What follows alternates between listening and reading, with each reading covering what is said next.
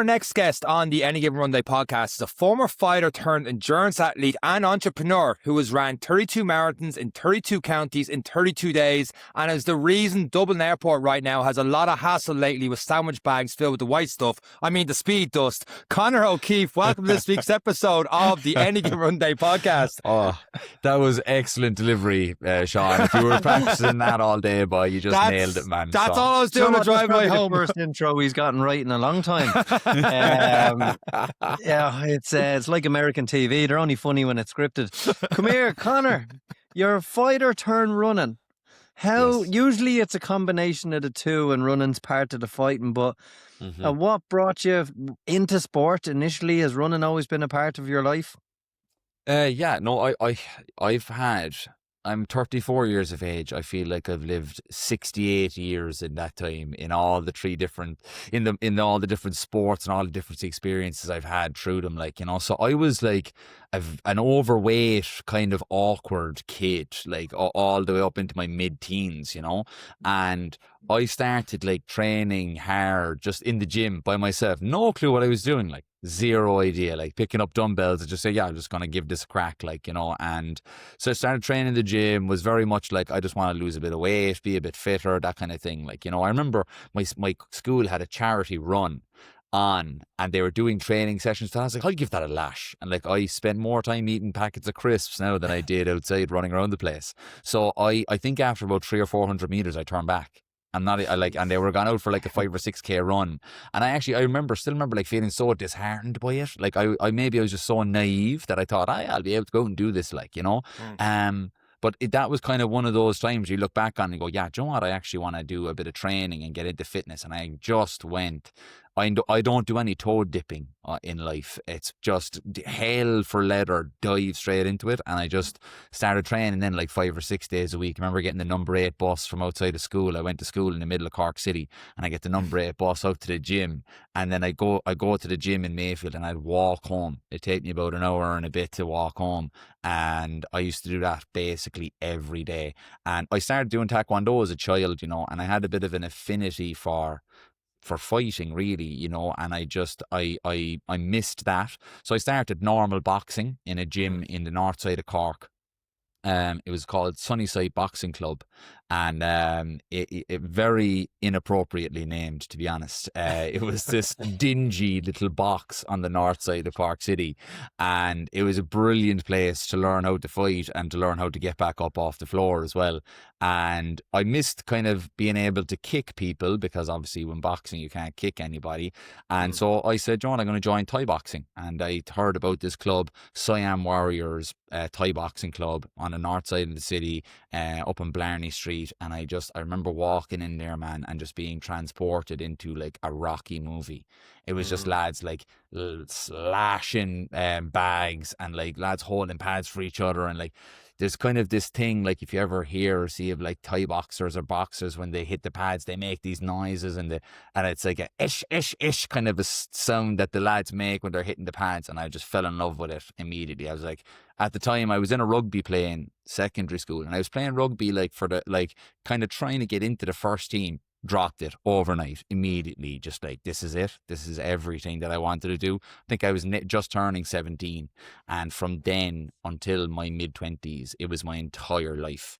And I fought all the way up through the ranks in Thai boxing. All I wanted to do was fight for titles. I ended up having a chance to fight for 2 titles, the Irish light middleweight title and the Irish middleweight title, and lost them both. Was knocked unconscious in both, actually.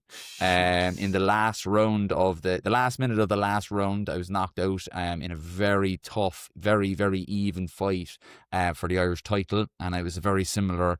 Then 2 years later, I fought for another title and lost it as well. And I actually, at the end of it, I was... after I got a concussion from the second time that I was knocked unconscious, I was like... still dealing with dizziness and headaches like 2 months later. And I was like, right, this isn't kind of normal, I don't think. And I decided to go for a CT scan, and they let me know that I had a brain cyst, that something had happened. They couldn't tell me whether it was the trauma that I had experienced from fighting and sparring and I've been fighting for years, like, and they couldn't tell me for sure, but they basically said, as doctors, our advice would be not get punched in the head anymore if you can, which is pretty good advice for anyone, really. Sounds pretty at general all advice, Conor. It is. It's pretty general. Like, I was talking to the lads down in the pub. They actually told me the same thing. Would you believe? But so I actually continued fighting because I'm a man and I think I know everything, and I didn't want to let go of what was my whole identity. I even moved to Thailand to train and fight over there. And it wasn't until like a couple of fights later where I'll actually like piss myself. I was so scared that I was still in this with this potential ticking time bomb in my brain. And I know for certainty that I needed to leave Thai boxing because I had a fight over in Thailand, and I was told in the last minute that my fighter didn't show up, and I was relieved. Then I knew exactly I need to get the flip out of here, and I don't need to be doing this anymore. So as every good ex-athlete does, hit the drink hard as I could, and spent the next couple of years just like being a socialite slug, and going around and drinking, smoking, doing everything I could basically that had nothing to do with sport or fitness, and did that for a couple of years. Dealt with some tough times mentally. I don't know if you do like a trigger warning on these discussions or whatever, but dealt with suicide ideation for a long time, and so that'll just bring the mood down a couple of notches there. But yes, dealt with suicidal thoughts for a long time. Realized on the kind of. Can I just ask on that, Conor? Was that related to probably a loss of identity, or what did you feel at the time when you were going through that period of your life? Because obviously athlete, and as you described, probably an addictive nature to the sport, getting in, fighting, a fear of and a loss of what was your identity, your 6 days a week, traveling to Thailand, national title fights, and now nothing. Was that part of it? Was that an element of it? Was it an outlet, or can you bring us through a little? You don't have to, of course. Yeah, but no, just absolutely. to ask. Yeah. Oh no, I openly speak about this. I've kind of very much been on the kind of forefront of like that run you were talking about, Project 32 with the 32 marathons. We did that for Pieta House, which is the suicide awareness charity. So I felt like I've probably dealt with that since I was a child. Since I was, a very small child, actually, like 8 or 9 years old, would have dealt with suicidal thoughts, right? And kind of kept it at bay throughout my life. And definitely having the fitness thing, I don't think that was a totally positive thing for me whatsoever. Getting into fitness and all that kind of stuff. Just like anything, if you become addicted to anything and you use it as a form of medicine too much, it's not a good thing. You should always have a control, I believe, some sort of a grasp on the relationships you have with external stuff, externalities. They should never define you. Your life should never drastically disimprove or improve because of them. I believe, right? So I feel like Thai boxing gave me a focal point. It gave me the first thing in my life that I felt like I was good at. It was the first time in my life that I got any type of adulation from anybody, and so that was addictive. And I feel like even though I struggled with mood swings and struggled with my emotional state during those times, it just gave me something to focus on. It just gave me something that kind of maybe just distracted me to the nth degree, and just kept me focused on, I need to kind of keep going because I have this fight coming up. And if I have this fight coming up, I get all these praise and I get all this attaboys and slaps on the back, which I was kind of like addicted to, really, was how this presented me to the world, So when that was pulled from underneath my feet, yes, it made me spiral even more. And any type of outward feedback that would give me this kind of momentary reprieve from what I was dealing with internally was gone. So then alcohol took its place. So I was never, I don't think, physically addicted to alcohol like an alcoholic would be, but I was definitely addicted to the way it numbed me from thinking about things, and it loosened me up. I am a very extroverted person, but also I don't know what they call them when people are both extroverts and introverts, but An I'm extroverted introvert. yeah, an extroverted introvert.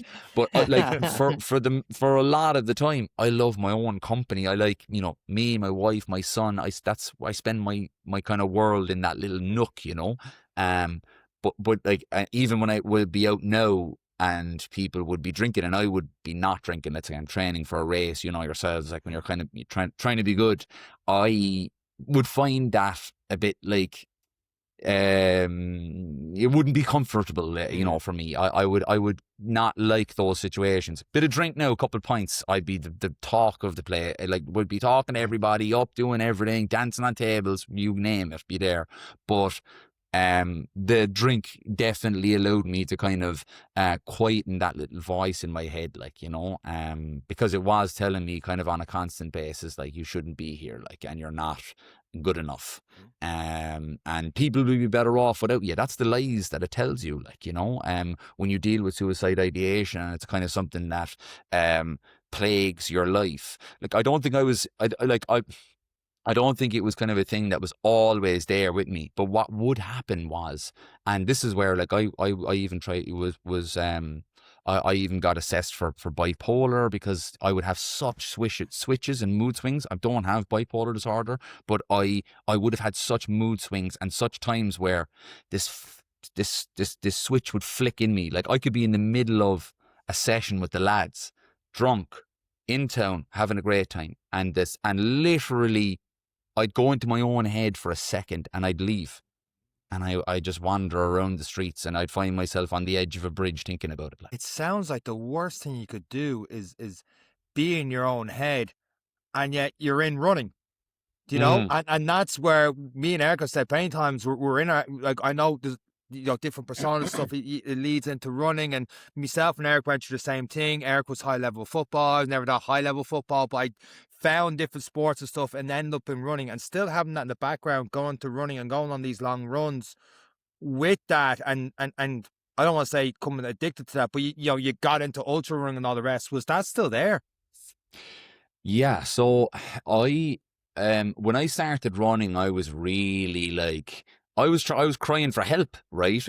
Without even knowing it. I wasn't actually talking to anybody about what I was going through. I'd chat to my mother every now and then, which I don't think she ever knew the full extent of it. I was living with my mother at the time, like, my kind of mid to late 20s.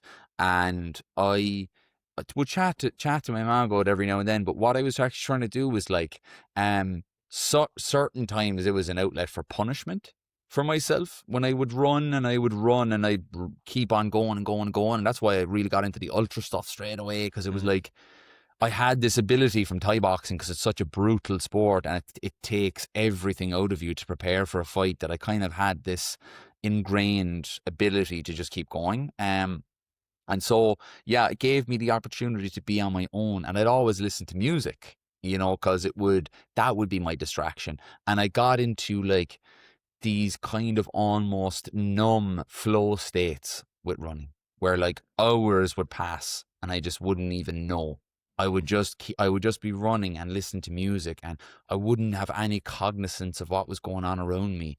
I'd be in my own kind of a world, this kind of hypnotic almost. And I used that to good effect in races, doing the 32 marathons. I'd often find those kind of flows where, like, you'd start the running and the next thing you're 36 kilometers in and you're nearly done, and so it helped in that way. But I always talk about this one morning that, like, really opened me up to healing, and where I am today, where I haven't thought about, suicide in 6 or 7 years, because of the ability that I had to open a door to allow healing to happen. And so I was training I started off in 2018. I was like, I'm going to run a marathon. I was like, I was very naive again, because I was semi-professional, you know, Thai boxer. Like Thai boxing, you don't have to be fitter than you need to be fitter than everybody else to be a fighter, like, because you're literally like you're fighting another man, like, you know what I mean, for 15 minutes, and it's really, really tough, like, to get yourself ready for that. And I was like, I'm going to be able to do this, not a bother. I remember the first time after like taking some time out and just spending my time drinking and smoking, I hopped on the treadmill. I was like, I'm just going to run 5K, because that's kind of a thing people do. And I ran 5K on the treadmill, and it actually nearly killed me. Like, my body was like, what have you been doing the last couple of years? Because you used to be able to eat this in your sleep, and now you're dead. And like, it took me about a week to like, for the stiffness to leave. That was how kind of out of shape I had let myself go. You know? How did that feel, Conor? Because I sometimes struggle when we run a pace, and you're like, how did I do a marathon at this pace 3 years ago? And you know, you have a busy couple of years, and like you said, you had a different couple of years with drink and moving away from sport. Mentally, coming from those stages of real toughness now into this stage of look what you were, look what you are now. You know, like that element and the humbling element of the 5K, that transitional period, and everyone says enjoy the journey. What was that part like? Because that's a struggle. It was I was disappointed. I was disappointed in myself, because I knew how much I had let myself go, from where I was, which was somebody who, you know, could train, you know, 8 or 9 times a week, you know, double days, all that kind of stuff, hill sprints, you know, sparring, bag work, pads, the whole 9, like, you know, training in a proper training camp, like, you know, to go into this. I was very disappointed, and it saddened me, actually. It was the only way to actually describe it. It saddened me.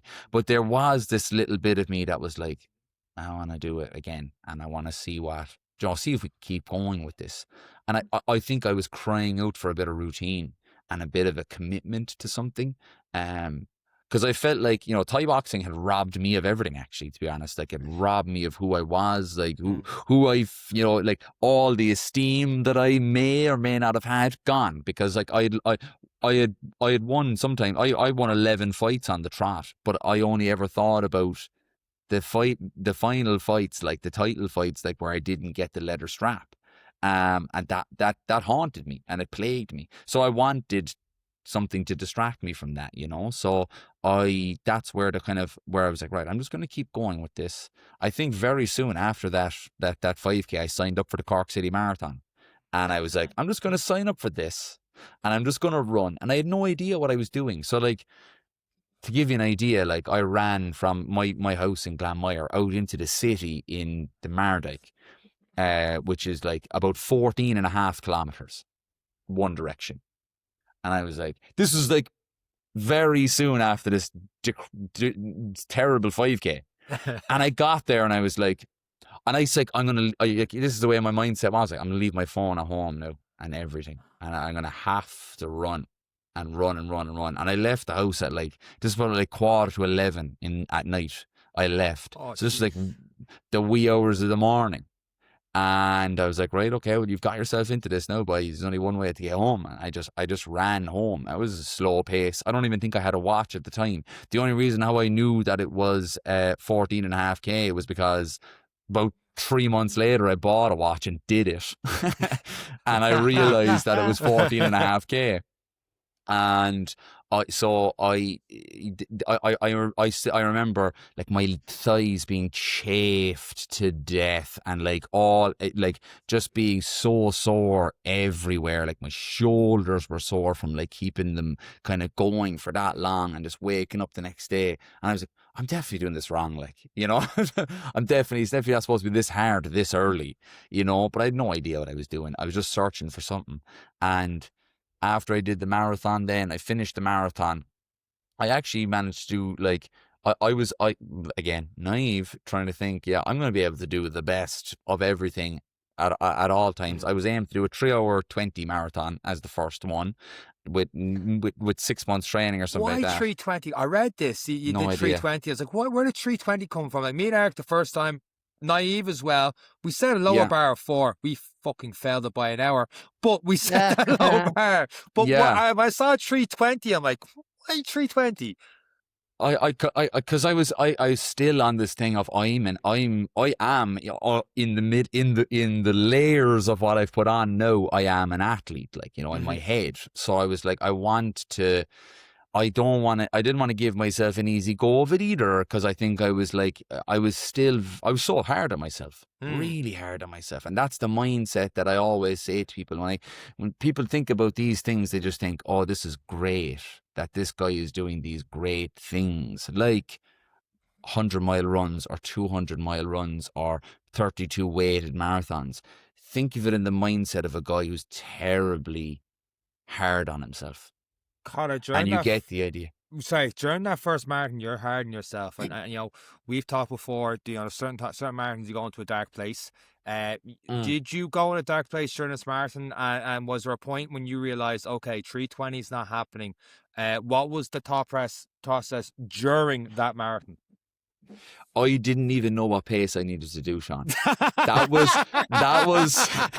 Sounds like my marathon last week. that was Final corner. Shit.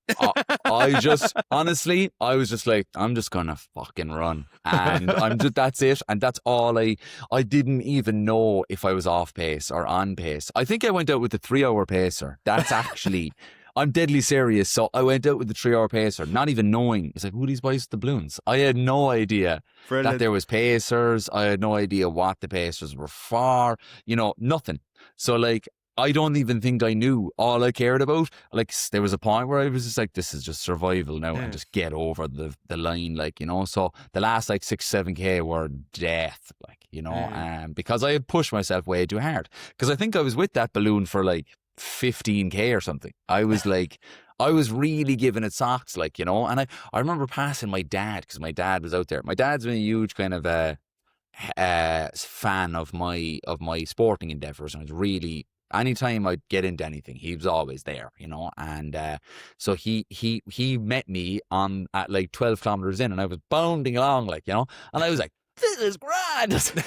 So I'm going to be able to do this so much faster than I thought. Like, you know, an hour later, dead, you know. So, you know, that's the thing. I didn't have a clue what I was doing or why I was doing it as well. It was just a thing to do, you know. And it wasn't even that big of a deal. Like, not as many people were running, you know, marathons or running these events. So like, it really was, there wasn't as much content you could consume on it. There wasn't as much, you know, there wasn't as much out there on this. When I was posting about this stuff, like, people are, you want to run a marathon? You know, like, that was you know, like, people were giving you real kudos on this, like, you know what I mean? And and then I finished that marathon, and I think it was about 9 weeks later, I ran my first 100-miler. And so I went straight from that into 100 miles.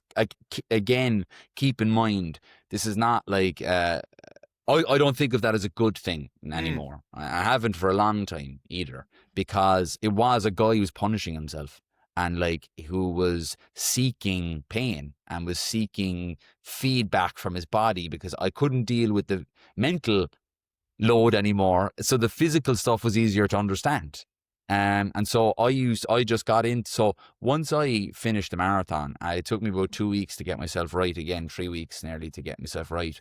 I was sitting down with my buddy, and I was like, you know what we should do, boy? We should run 100 miles. And I told him right there and then, I was like, Marky, will you check out there and see if they have a 100-mile race on in Ireland at all? Like, I didn't even know if they did. And he was like, oh, there's one here in Connemara. I was like 6 weeks away. And I was like, yeah, go for it. Book us both in there. I'll give you a bit of money there when I get back to the car. And he booked it, and both of us ended up doing it. Like, you know, that was still to this day tough. Well, that and Hell Week were the two toughest things I've ever done in my life. At what point did you said there, and you know, jumping from the marathon to 100 miles, and I've done a lot of stupid things. I left a good bit of gap between my first marathon doing a 100-mile attempt. Now, in fairness, Sean, you've done a lot, but I think Conor has tipped you here. Oh, he now. absolutely has tipped me. He's absolutely. After 9 weeks. But you look at that now. You said you didn't say you're like, that was something that you know wasn't a good idea. What did you realize during the 100-mile was a good thing, or looking back on it from when did you start looking back, go, oh shit, that led to a bigger problem? Yeah, it's kind of been since that. I knew fairly soon afterwards, to be honest. But like, you know, I got back into running after that, about 3 months after. So after I did that first 100 miler, that in itself is like, I have about 15 stories about that, of like how that even just how we got through it, like, you know, like, because I was fully sure, and this is no word of a lie, you know, like, you know, I thought that I had worn the cartilage away in my left ankle, and I was fully okay with it. Like, I was like, that's fine. It's okay. We get a surgery or something. It'll be fine. I didn't care about it enough. I didn't care about my bodily integrity. I didn't care about my life, really, like, you know. And I was like, I'm going to finish this race. So if this cartilage has to go, it has to go. And that's the way it was, because it felt like bones were rubbing together in my ankle. Like, it was excruciating pain. And I didn't also know that you could take paracetamol and you could take ibuprofen if you wanted to. Never took any. Because I just didn't know. I had no idea what I was doing. I think I was eating Mars bars like every half an hour or something. I had no idea what I was at. And yeah, I did look back at it even like fairly soon within a year after, and I was kind of thinking, this, like, this whole hero stuff, it actually is not a good thing at all. And I would always say to people, like, because people are running now, lots more people are running now. There's a lot of people who want to push the boat out, and they want to do their first marathons, and they want to, you know, then they want to get their marathon to a certain time, and then maybe they want to run a 50k and 100k and all this. So it's like, make your way through it. There's no rush. The only person who's putting a rush on it is you. And make sure that you're doing these things for the right reasons. That you're not just doing this because you think you should do it. Like, how does all that fit into your life? Do you have a job? Do you have kids? Do you have all these things? How is that going to affect them? How is it affecting them going to affect you, and how you feel about yourself and your family and your this, that, and the other? All of those things are the questions I would probably ask myself today about those things. Back then, I was like, just run until you die. Do you see a lot of now on Instagram, the warning signs of other people, and I don't want to say influencers, but the everyday person? Because I was the everyday person that went, okay, like Eric went into Ironmans, I went into longer, and I didn't get in there 100 mile either. But I remember after my first 100k, like, I was in an awful way, so much so that I was like Eric Ateo was in Cork today before the marathon. I had to lie down. He was like stretching my hamstrings and stuff because I couldn't use it anymore. And that wasn't near what you did. But I fell into that trap going, shit, what's next? Trying to chase a next goal and a higher goal and a higher goal. Do you see a lot of people doing that still now, and those kind of signs? 100%. And it's all fueled from the external. It's never something in them. And I would have said back then that it was, this is like my desire to see my potential and to push myself and all this kind of stuff. But if someone said to me, yeah, you can do it, but you can't post about it on Instagram, I probably wouldn't do it. I probably wouldn't have done it. And that's what people get into. And then with the kind of influencer side of Instagram side of things, so when you get people that are doing these big things and they have a following, mad pressure, financial pressure and external pressure to follow through. And everybody's seen that from loads of different people, and they've put themselves through the ringer and really hurt themselves. And I would say that's not a good thing. I would say human beings should be good to themselves. Train hard, run your races. I don't think... I took my inspiration from David Goggins. I don't think he's a happy, well-adjusted person. He has no relationship with his family. Zero. He has children, zero relationship with them. He doesn't have a partner that he has for long periods of time. Those are dysfunctional parts of life. He can function within this niche that he's created for himself because his world, he cannot operate outside of it. And that's what I would say as an overarching thing, take him out of it, is inflexibility is one of the things that I think is one of the flags, the red flags for people. If your whole day is destroyed because you can't get out for a run, You need to check that at the door. You need to check your relationship with running, because that is not a healthy way to live. And if you get injured and you're at the edge of your reason because of that, that's another red flag.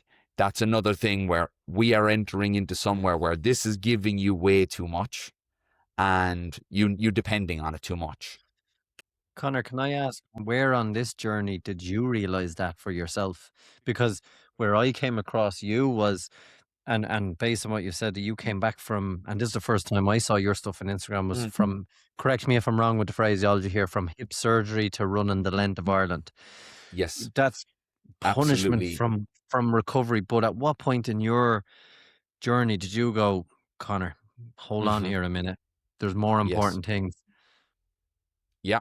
I will tell you exactly, that was the wrong thing for me to do. I was completely wrong, and it was the worst possible thing that I could have done at that point in time. For sure. I'll tell you that straight up. And I said that when I announced that I couldn't do it anymore. I'll go through everything from the start. So what happened was, I finished the Kerryway Ultra. I had DNF'd in 2021. So I went back to kind of, finish this thing out in 2023. And I ended up having a great race. And it was actually, and we'll get to this now when I get into the whole Ultra thing, it was down to my fueling. And it was because I had developed the prototype of Speed Dust, and I actually really helped me where I had an incredibly patchy training block. But and with the proper fueling, it just helped me get through it. But anyway, I got at the other end of that. I had been suffering with a hip injury since I started running. I had hip injuries while I was Thai boxing, and obviously you're kicking, you're stretching, you're moving your hips in mad ways in Thai boxing. It was definitely damaging them, My left hip had always been at me throughout my whole time running, like would sideline me for months at a time. And after I finished the Kerryway Ultra, I started to run again because I was like, I want to do another race or whatever. And it was excruciating pain, like pain in the hip I had never had before, completely locked up where I was walking with a limp.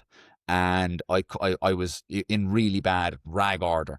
And so I was like, right, I need to get an MRI, got all that, told that by the surgeon, you need this type of surgery, bang, bang, bang.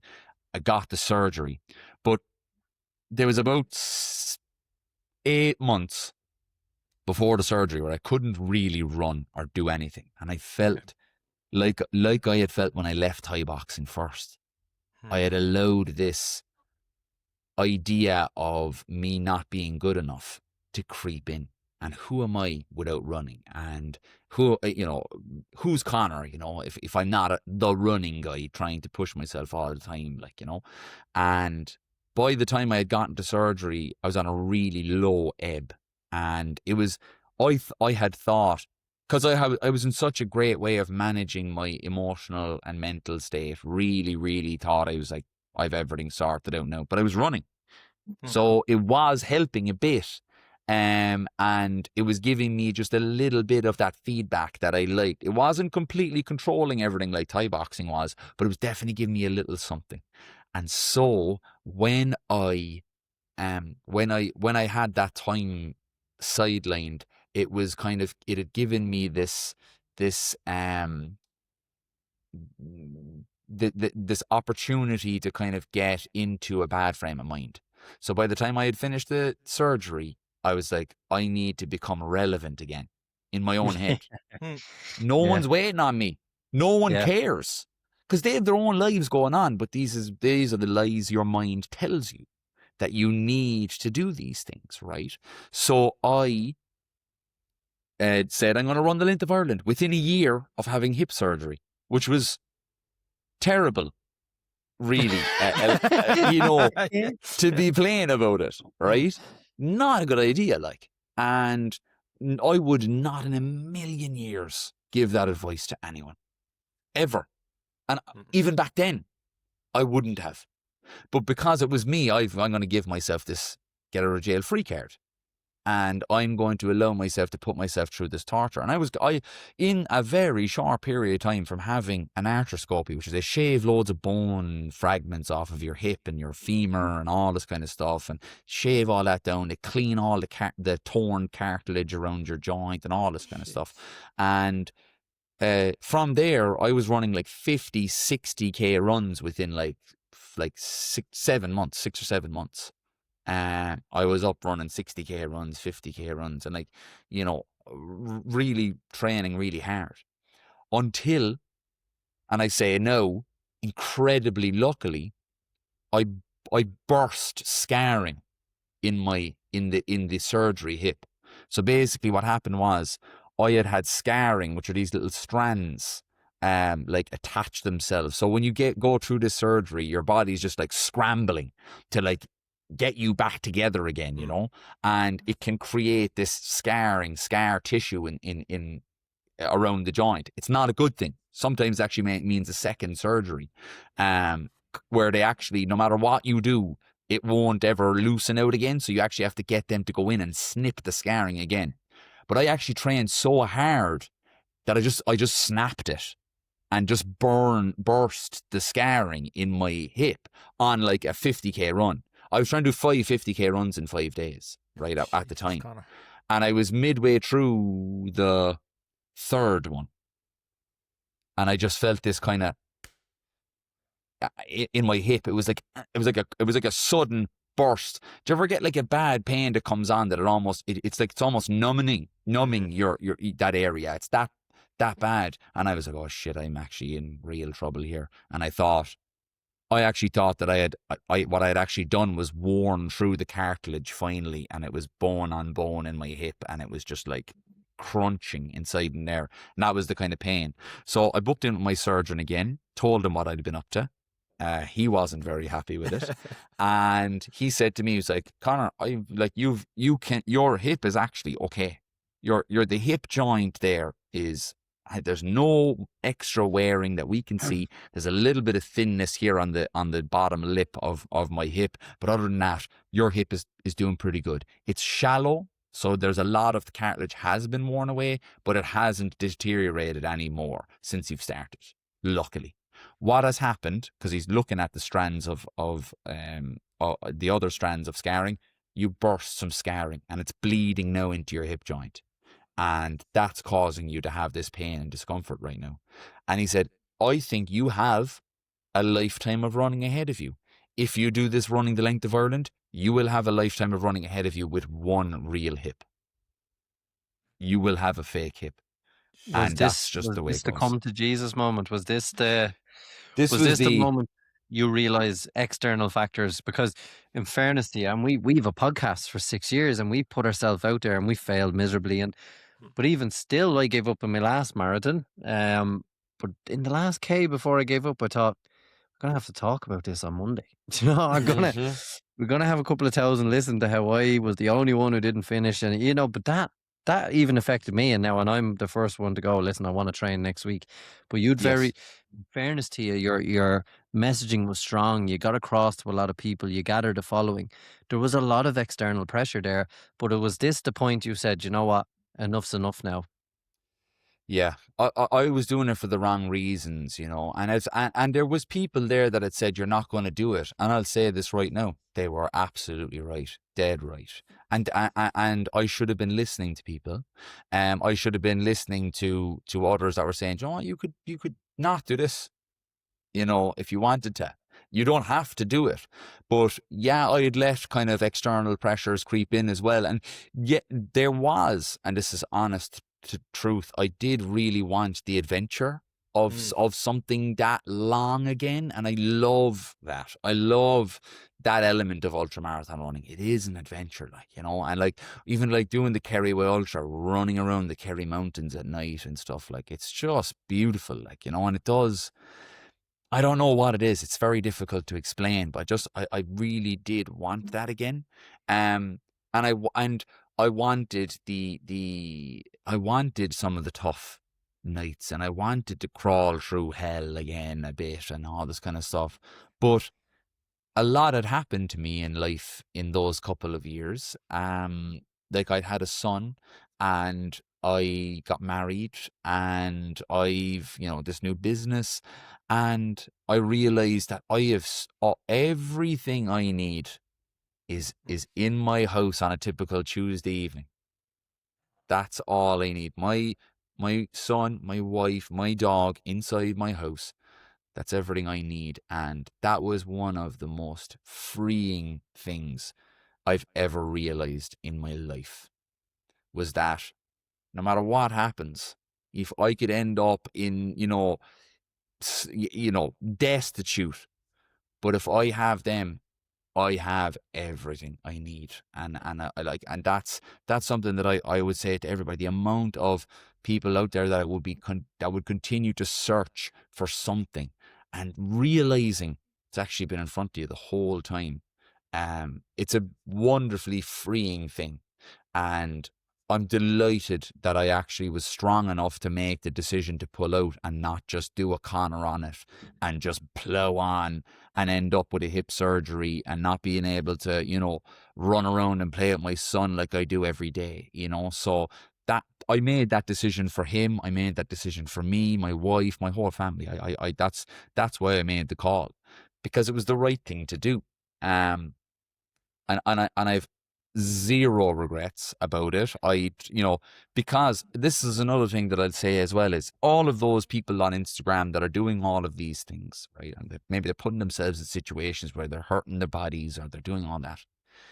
They have the best intention in mind. Nobody ever wakes up and says, I'm going to have a bad day today.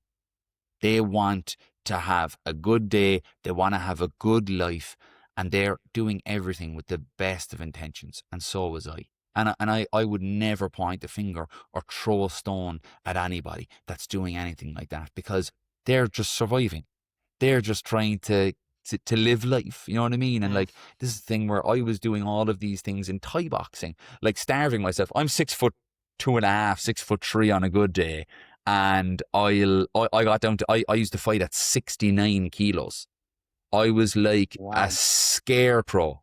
So I would put myself through torture where I'd be hopping into like boiling hot salt baths, like in a sweatsuit, lying down, then like wrapping myself in loads of towels and duvets in my room as I sweat for hours, like to the point where like I could barely walk down my stairs to get into the car to go to a weigh-in.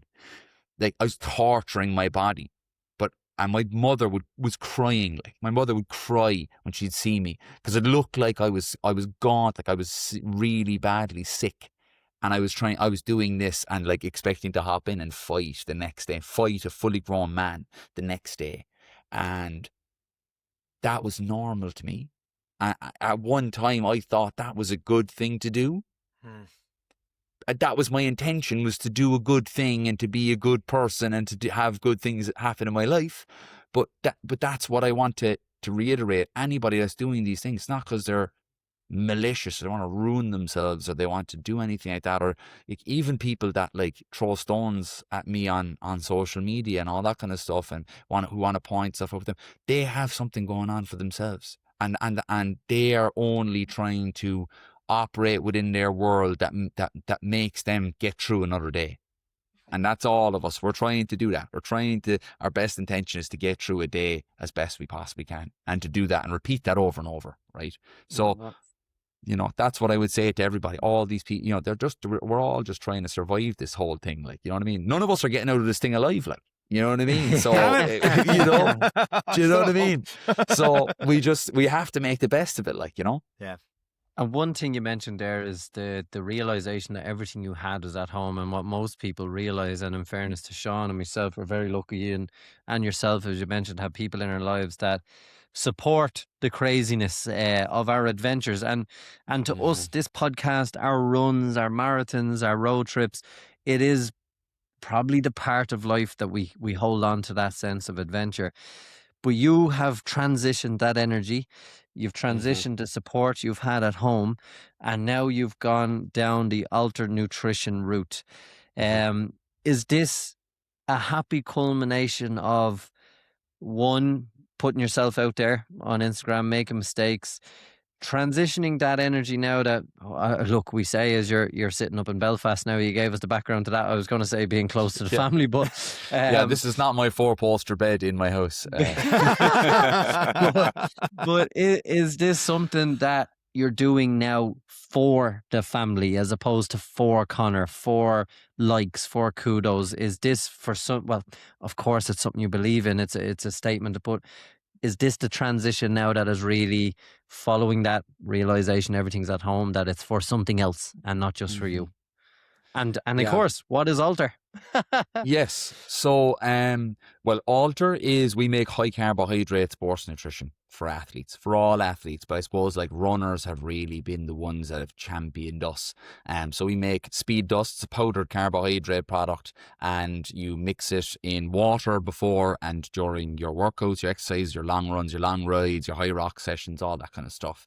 That's the 10-second elevator pitch of what it is. But the way I will start this is because like in a very short period of time we managed to get really deep into the wells of life, right? And one thing that I would always kind of say to anybody about running, about being an entrepreneur, about starting your own business, about anything like that is decipher what success means to you, right?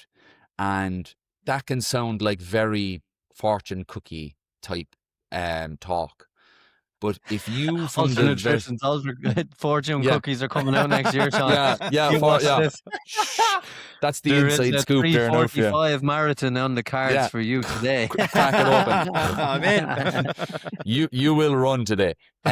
So yeah, it does sound like this, 5-cent advice, right? But what I'm trying to say is, like, if you have a clear idea of what you want and what success looks like to you, then you will have less likely to be on a roller coaster of ups and downs, because you'll see it all as a part of a pathway of the success you have in your mind's eye. The success I have in my mind's eye is, does this look after my family? Does this look after those people that I said will be there on a Tuesday or Wednesday, Thursday, Friday, Saturday, Sunday afternoon with me every single day? Because that's what success looks like to me. And I had a great conversation with the CEO of the food facility that actually makes our product. We sat down, we had a chat.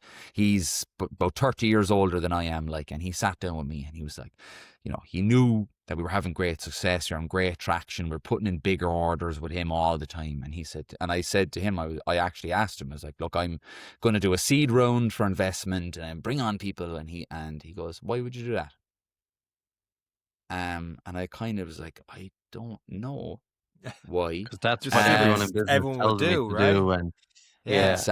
Exactly. And since then, man, I spend an awful lot of time in the van. Right now I'm in that period of time with the business where it's like a newborn baby, and I spend 12, 14 hours a day on it, right? And I'm hoping I'm not going to be in that place. I don't think it's a virtuous thing to, I know that it seems like a virtuous thing online to grind and do all these things, but that's not the way I want to live for the rest of my life. But at this period in time, it's a means to an end, right? But I'm spending an awful lot of time in the van. I was thinking about what he was saying, about why would you go and do that? And he kind of said to me, he's like, Conor, if your want and desire, I'm not a flashy person. I don't spend money on flashy things. I don't care what I drive. I don't care anything about like that. And he said to me, if you're going to do this, it's going to change the way your business operates, and really ask yourself what success means. And so right now, what success means is, can I look after my family, and can I have a real impact on athletes' lives? And we've already shown that we've had serious impact on athletes' lives. I had a man, he was actually, and this is no word of a lie, I was at the Bohermeen half marathon. He came up and he was nearly teary-eyed. And he said to me, you actually saved running for me, because he's never found the fuel that was working for him. He wasn't able to get through his blocks of training, and he started using Speed Dust about 6-7 months ago, and it's changed the way he's operated, changed the way he's fueled, and changed the way he's run. And that is the measurement of success for me, really, is like, can I make a living by doing something that's positive for runners and other athletes, cyclists, high rockers, field sport athletes, court athletes? Can I make a difference? Because that's what it started doing for me when I started mixing it up in my kitchen in 2021. It started to help me do that. And then I was like, I just want to transfer this feeling into more athletes. So that's really where it's been successful for me. Conor, can I ask about using the product? We witnessed, and Sean mentioned it in the intro, a good few of our athletes coming to Barcelona with Ziplocs full of powder. Yes, Now, they told security it was speed dust, which raised more eyebrows more than I think eyebrows. helped the scenario. And these bags of powder was like a baker's dozen coming through. But one of the questions I had, and again, I ask from an area of a how-to and someone who's new to the concept of it. Yeah. You mix this and you carry it with you in water. I know the gel, the concept of the gel is it's small, it's compact, it's lightweight. How do you manage a race with speed dust? And that's the one bit, because I've seen this bags of powder. It's like, are you bringing a rucksack? Are we going on a route march here? You know, like how do you recommend people balance this with the runs and how do you compete with gels? Because gels seem to have the market mopped up, and what is the Mm. difference? Yeah, I would say gels are a necessary evil, right? For multiple reasons, right? I would say to people just about the weight side of things, and I say this and everybody's eyebrows kind of raise and they give me a bit of a wry smile when I talk to people. It's like, yeah, gels are lighter, but they're going to be very heavy when you still have them at the end of the race because you weren't able to take them. Yes, that's Right. very true. All right, yeah. So they're going to be useless no matter how light they are if you can't take them on. And what we have seen, we've given out thousands of samples of our products. We've talked to thousands of runners. We've never had a conversation with someone where they said, "Oh, I love the gels. I think they're great. They're fantastic. Great experience. Love them. Love when they get all over my hands. It's the best." So really what I took was my own experience with gels, which was a case where anytime I ran a marathon, I could get 4 gels in maybe, and maybe I'd get a 5th in, right? And that would be the most that I could get in. So the last 10 miles, I wasn't even taking anything. I wasn't even able to drink from the water stations. My stomach was just in that much of a rag order, and I think it is an imperfect solution to the problem. I think it is a solution that everybody thinks that one solution is the best solution till a better solution comes along. Right now, we're in an era where gels are just the norm. They're just the norm. And I promise you, in the next couple of years, you will see an awful lot more people using small, soft flasks of whatever carbohydrate powder. It doesn't have to be speed dust, but they will, because I would say it's a more advantageous way. I'm not going to say better. It's a more advantageous way of getting it on, right? Because if you think about the use or the experience of a gel versus what we have, when you open a gel, for the amount of carbohydrates that's in a gel, you should take between 7 to 15 minutes. 7 the minimum. 7 minutes to 15 minutes to take on that gel, right? What do you do when you open up a gel? Down the hatch. Shoot it back. I'm the outlier. I sip on them. I have a picnic because for the very reason we discussed, I find it too hard to do what you've just described. Yes. I find it far too hard. The thing about it is when you do open them, and I know some of them have seals on them, but they're about 115 grams in their own right. So that negates the weight argument, right? Because if you have those ones that are sealing, they're big, so they weigh a lot. So when you open a gel, whether depending on what kind of consistency it's in, it's kind of a case of it's either disturbing the way you're running because you have to keep it upright, or it's going to spill out, right? Or it's going to escape, or maybe sometimes some of the really thick gels that are really dense, they kind of will stay there, right? They will stay. But where our product maybe fills in a gap a bit better is people mix it up in a soft flask. So I use a 250 ml soft flask. So let's just go through a typical half marathon and marathon, right? So a very, very similar kind of side to it. Your use of speed dust will start the day before, your carb load. So you're all probably similar to me, 80 kilos, right, or whatever. I'm 80 kilos. I'll need to take on 800 grams of carbohydrates in my carb load the day before. Very difficult to do that with just solid foods. So I use speed dust, and I use 4 scoops. So that's 100 grams of speed dust, 95 grams of carbs. I'll use at least 3 of those. So that's over a third of my carb intake taken care of just sipping liquid throughout the day. and I'll stagger that between meals. So I'll have my carb heavy breakfast, I'll have a serving of speed dust, lunch, speed dust, and so on, right?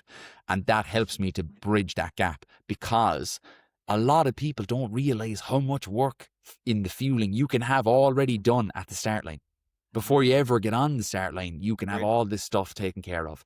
So if you carb up and carb up, using the liquid form is a great way to top up those numbers throughout the day. And then you take your carb heavy meals, your sugary cereals, your bagels and jam, your naan breads, carb dense stuff, trying to get to that magic number, 10 grams per kilo of body weight.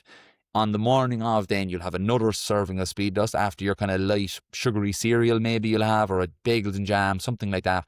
And then you'll have your speed dust. You'll sip that over 45 to 60 minutes. And that's the same for when you're doing your midweek sessions, midweek speed sessions, all that kind of stuff. You can sip a serving between 45 to 60 minutes before, and you'll be able to be fully fueled for that session. Then you're all kind of set. Your glycogen levels are topped up. It's like you're getting in the car in Dublin, you're driving to Donegal. What do? You go into Circle K and you fill up the tank until it starts clicking, right? That's what you're doing. You're filling up the tank until it starts clicking. You're ready to go. Then you're almost less dependent on what you bring with you then, because studies show you should have 90 minutes of high intensity work in your body if you've done a good carb load. So without taking on any other gels, you'll have enough energy to get you through 90 minutes of like high heart rate stuff, right? But you start sipping your speed dust nearly straight away into the run.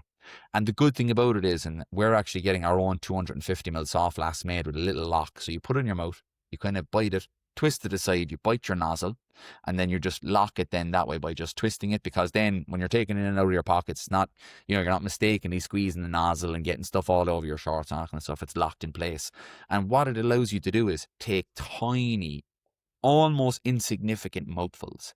But what it's like the tap dripping. They say a dripping tap will waste bathfuls of water. You're just taking those tiny, seemingly insignificant mouthfuls on quite often, and you're getting through that 250 mils over the period of an hour. So that's like 3.5, 4 mils an hour. You know what I mean? 3.5, 4 mils a minute. So it's nothing. And you just keep sipping away there, taking on 10 mils at a time or whatever, and it's going to drip feed like an IV into your muscles. And that's what's going to keep you going. And so you'd have one serving, so 3 scoops or maybe 4 scoops. I use 4 scoops because I'm after training with it a lot, in 250 mils. Sip that away over the course of your race. And I would take one of those with me for half marathon, and I double that up then for marathon. I can see your cogs turning there, Sean. Sean has the abacus out. He was never good at maths. Yeah. Look at him there now. He has the abacus out. I had a completely different question there, but now you called me out in the abacus. So 250 mils a flask will get you how many carbs? So you can get 95 grams 95, in that. okay, 95. Yeah. So like if you're talking about a typical standard gel is about 23, 24 grams of carbs or whatever. It's 4 gels worth, really, like, I want to just to get to the core of this. You've done a lot, Conor. I mean, I don't even know what it's like the feeling of getting knocked out with Thai boxing. Project 32, we haven't even touched on that. I know we're an hour into the podcast. We probably won't get a chance to, with 32 weighted pound vest, take on a pound off each day. Stuff you did, Pieta House, class. You put yourself obviously out there on Instagram. You've done the Kerryway Ultra, nearly 200 kilometers, and all that stuff is stuff. I've never gone more than 100 miles. That stuff scares me, but none of that scares me as much as turning to my wife and saying, can I use the money we've been saving for a mortgage on a sports nutrition company? Probably scares me the absolute most. And I know you worked a little bit with Evan Lynch, who was in the podcast a couple of years ago. Phenomenal guest we had leading the Dublin Marathon, and great nutrition advice. Working with him and then to be able to ask that question and great back from your wife, which is awesome. At what point did you know you were onto something with what you have here? Because my hands up, like I've talked to a lot of people through gym. We had the Barcelona.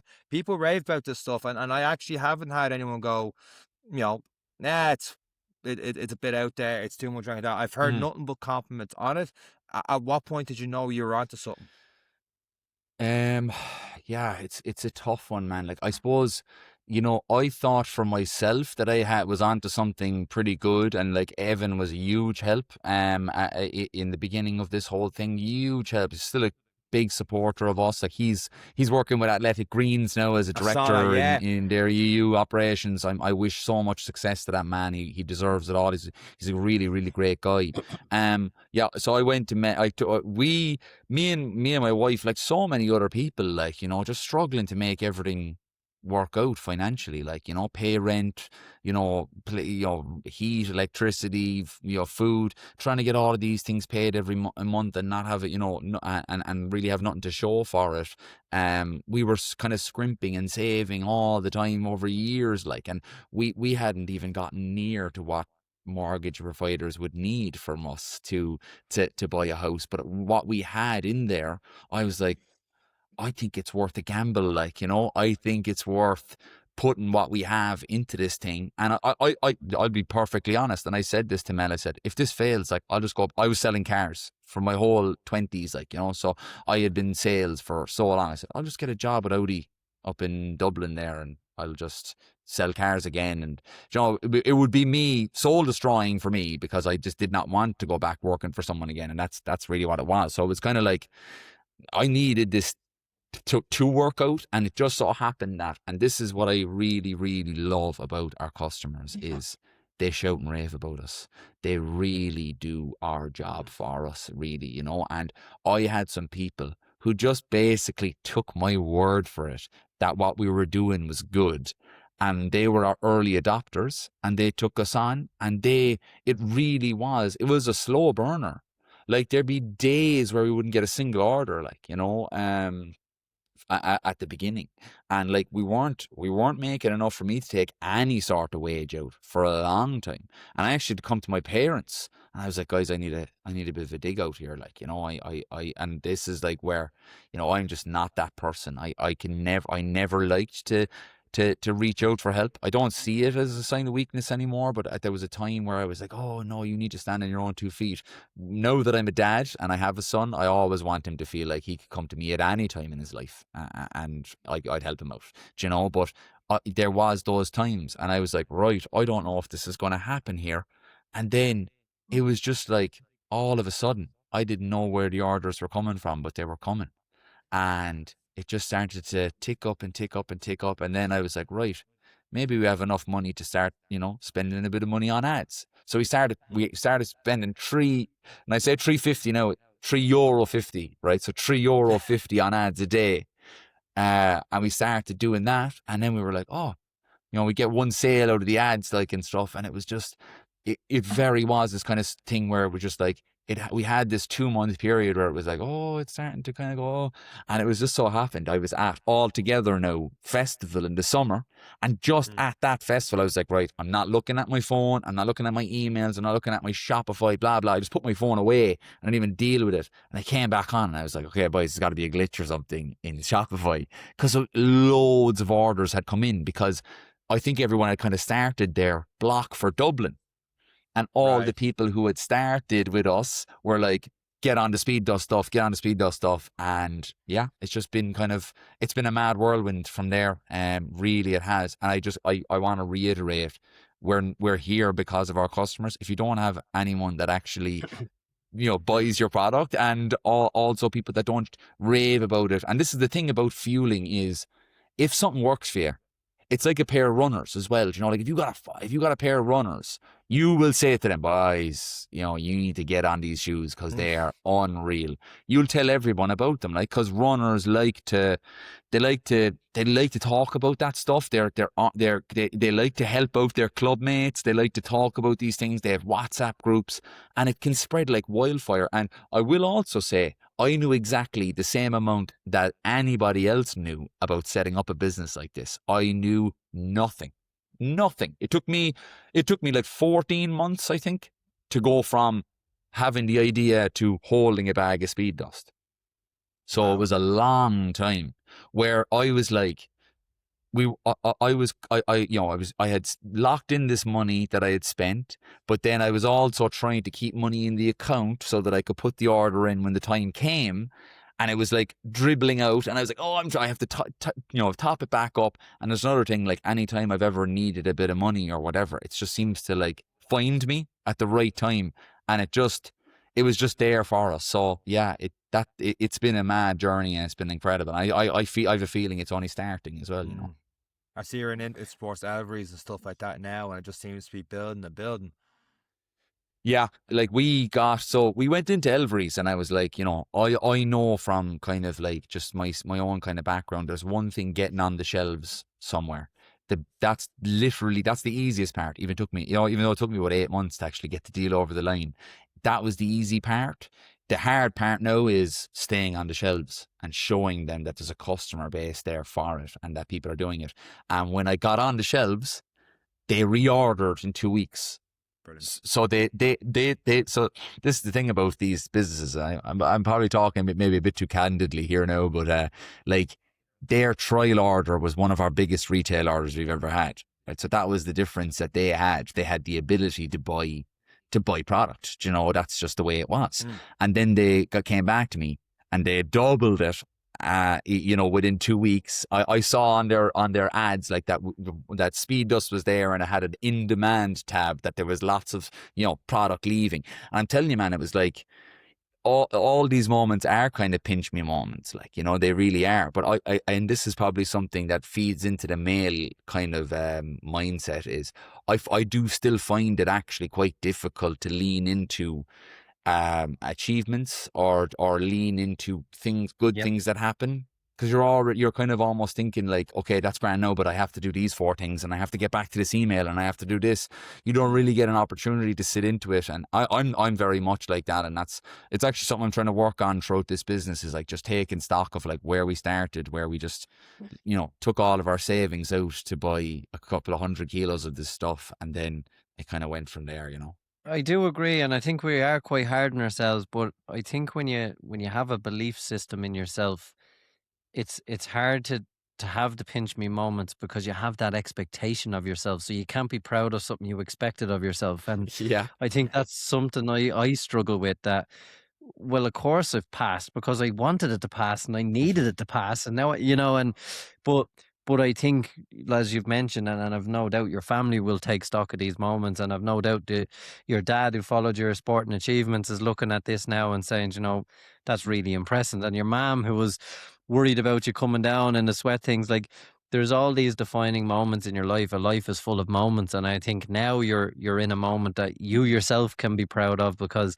we notice it. We've an Any Given Run Day podcast, and people wore T-shirts and came with us to do a marathon, and me and Sean are scratching our head going, these idiots. You know what I mean? I didn't call them idiots, just to clarify. No, I didn't insult them. No. And we sit here with a microphone, and a couple of thousand people every week tune in, and they say hello to us, and it still doesn't make sense, but to sit here and talk to you and give, and to be honest, it's fantastic to bring us on the journey, and thanks so much for sharing and being so honest with the journey. We ourselves wish you the very best. We know from a case study of a marathon with 34 runners that came with us to Barcelona, and seeing it in Dublin Airport quite vividly, it is growing, and we do wish it all the best. And another Irish business, an Irish runner, just trying something new and believing in themselves. So best of luck with it, Conor, as it moves forward, and hopefully we'll see more of you and it in the future. Thank you so much, guys. I really appreciate it. You're great at what you do as well. So that's the reason why people are tuning in. You're great interviewers, and you have a great way of letting somebody say what they want to say and interject with some great questions. So, like I had my own podcast for a couple of years as well, and I think it's a great format, and I think, you know, that's why I'm always eager to get on and to have these kind of conversations. And I will say to anybody that's listening as well, you can actually do nearly anything you want to do, because, like, honestly, if I can do, you know, some of these things that we've discussed, and then like setting up this business on that kind of stuff, you can literally do whatever you put your mind to, and just give yourself that opportunity. But you must back yourself. You must be on your own team, because there's going to be so many things that are going to be thrown at you to knock you down and put you off course, and you're going to have to be able to be good at picking yourself up and dusting yourself off. So be on your own team, because there's enough badness in the world, there's enough things that you go through than you being on your own case and not being good to yourself. So be good to yourself, show love to yourself, show love to the people that are important to you. And thank you so much, guys, for having me on. Conor, I really do hope we have a part 2 down the line on this one, and best of luck coming up with the 100k and the 50k down the country in Wicklow. And with that said, that's it for this week's episode of the Any Given Monday podcast. Myself, Conor, and Eric. Take care.